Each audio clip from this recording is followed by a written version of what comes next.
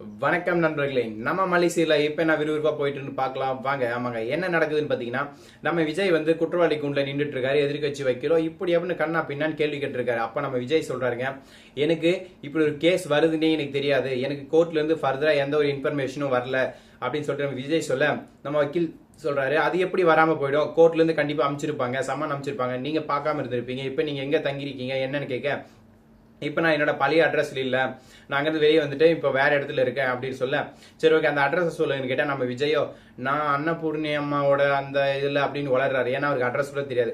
நீங்க எங்க தங்கிருக்கீங்கன்னு அட்ரஸே உங்களுக்கு தெரியல அப்படின்றப்போ நீங்க எப்படி கோர்ட் மேல குத்தம் சொல்லலாம்?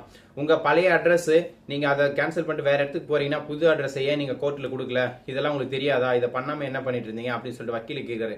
இதுக்கு நம்ம விஜய் எப்படிலாம் நடக்கும்னு எனக்கு தெரியாது, ஆல்ரெடி தீர்ப்பு வந்துட்டதுனால இதை நான் பெருசா எடுத்துக்கல அப்படின்னு சொல்லிட்டு சொல்ல, ஆமா எப்படி பெருசா எடுத்துப்பீங்க, நீங்களே கொலை பண்ணிட்டீங்க, இப்போ நீங்க ரிலீஸா ஆகி போயிட்டீங்க, அதனால உங்க மேல பிரச்சனை வராது சொல்லிட்டு நீங்க அப்படிதான் இருப்பீங்க. ஆனா பாதிக்கப்பட்ட என்னோட கட்சிக்காரர் தான் பொண்ணோட வாழ்க்கை வீணா போயிடுச்சு, அவர் செத்துட்டாலே அப்படின்ற அந்த துக்கத்துல இவ்வளவு நாள் போராடிட்டு இருக்காரு. அவரோட பொண்ணுக்கான நீதி கிடைக்கணும் தான் இத்தனை நாள் அவர் கஷ்டப்பட்டு இருக்காரு. அதுக்கான நீதி கிடைக்க வேண்டிய நேரம் வந்துருச்சு, இனிமே நீங்க தப்பிக்கவே முடியாது அப்படின்னு ஒரு வக்கீல்லாம் சொல்ல, உடனே நம்ம விஜய் நான்லாம் பண்ணல அப்படி இப்படின்னு கத்த ஆரம்பிச்சிட்டாருங்க. உடனே நம்ம விஜய் கோர்ட்லலாம் அப்படி பேசக்கூடாது, மேற்கொண்டு எதனா விசாரிக்கணுமா அப்படின்னு நம்ம பிபிஐ கேட்க அவர் சொல்றாரு, இன்னும் விசாரிக்கணும்னு சொல்ல, நீங்க ரேணுகாவும் அவங்க கீழே இருந்து இறக்குறப்போ அவங்க கூட இருந்தது யாருன்னு கேட்டா நான் தான் அப்படின்னு சொல்றாரு. உடனே சரி நீங்க ஏன் தள்ளி விடல அப்படின்னு நாங்க எப்படி நம்புறதுன்னு கேட்க, நான் ஏன் தள்ளி விடணும்னு விஜய் கேட்க, ஏன்னா அவர் ரொம்ப டார்ச்சர் பண்ணாங்க அப்படி நீங்களே சொல்லிருக்கீங்க உங்க வாயால, ஆனால் நீங்களே ஏன் தள்ளி கொண்டு இருக்க கூடாது, இப்ப நீங்க ரெண்டாவது கல்யாணம் கூட பண்ணிக்கிட்டீங்க அப்படின்னு சொல்ல, என் பொண்ணுக்காக தான் பண்ணிக்கிட்டேன் அப்படின்னு நம்ம விஜய் சொல்ல, உடனே அதுக்கு சொல்றாங்க, பொண்ணுக்காக பண்ணிக்கிட்டு கல்யாணம் எதுக்கு பண்ணிக்கிட்டீங்க அப்படின்னு சொல்லிட்டு கேட்க, உடனே என்ன பண்றேன்னு தெரியாம விஜய் டென்ஷனாகி நிக்கிறாரு.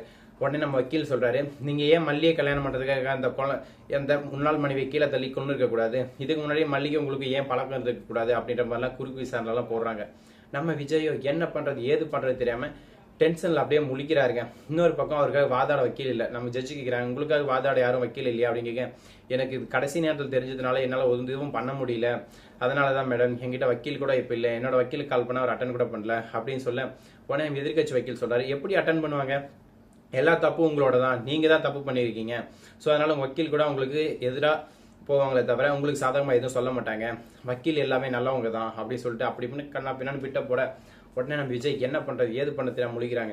அந்த டைம்ல வக்கீல் சொல்றாரு, விஜய் தான் கொண்டாருன்றதுக்காக நான் ஆதாரத்தெல்லாம் கொடுத்துட்டேன், சாட்சியும் ரஞ்சிதா சொல்லிட்டாங்க, அப்படி இருக்கப்போ விஜய்க்கு தக்க கடுமையான தண்டனை கொடுங்க, அது மட்டும் இல்ல அவர்கிட்ட இருக்கிற விஜயோட பொண்ணு, அதாவது என்னோட கட்சிக்காரோட பேத்தி, அவங்களே இவங்க கிட்ட ஒப்படைக்குமாறு கேட்டுக்கொள்கிறேன் அப்படின்னு தலைமை உட்காந்துரு.